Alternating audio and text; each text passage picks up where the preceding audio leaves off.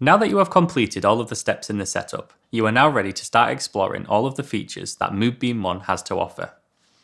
On the front of the wearable device, you'll find the colours blue and yellow.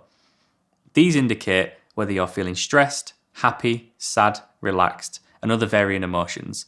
Blue should be pressed when you're feeling negative, yellow should be pressed when you're feeling positive. This information is then transmitted to the app via Bluetooth, where you can see all of the helpful charts and visualizations. This information gives you a real insight into the highs and lows of your day, or that of someone you care about. This greater understanding is a driver for positive change. You can also set up prompts for your Moodbeam One through the app.